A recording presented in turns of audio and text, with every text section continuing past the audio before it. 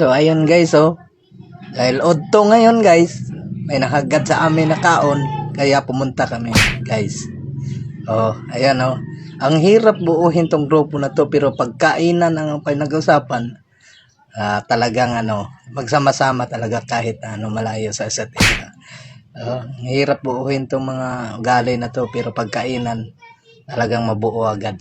Habang pabiyahe kami guys, papuntang Mabwa guys, kasi may nanghagad sa atin na kainan daw.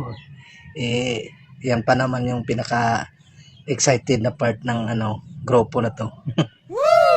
Yung kainan talaga. Ayan guys, mga asay guys. So habang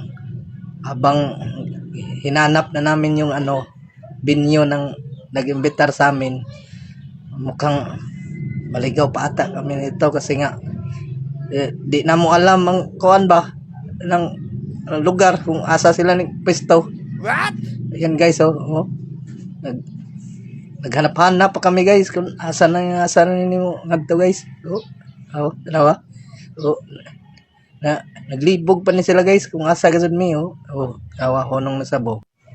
Ari, mao naman siguro ni guys kayo. Mao na ni ti Aradise Tumoy. Largo da dun sa kaunan guys. Diba? Kadaghang daming ulam.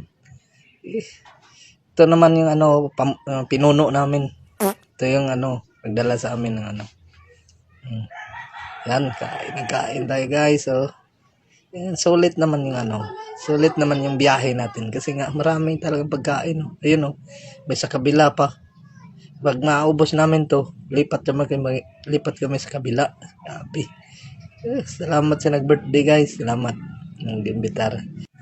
Sabi pa ng nag-birthday na kinahanglan namin yung hurutin kasi baka mapanis daw pag hindi mahurot. Isa aloy-loy bisan nakakaon na. Ayo bukus kay mahalata tayo ni naasay tayo. San men videographer na ako. Ay bulabog minon tayo ni. A few moments later. Karon kay busog naman, so ulit na ta kay trabaho na sab. Di rin na ta magpahili sa dayan. Ang labay day mediane guys. Ito yung tourist spot ata nila. So pauli na mi guys. Grabe talaga yung asay na to. Kahit mainit guys. Lipata guys. Kung pupunta ka ng Manila, doon ka sumakay. Baroto lang sakyan mo. Ayan guys. Mga busog pa kami, pero dito na kami nagpahili sa daan kasi nga trabaho pa namin, alaon na media na. Yari tayo sa hamon ito. Ito yung crossing ng Lipata to Ipil. 120 na kurbada guys, kay late na.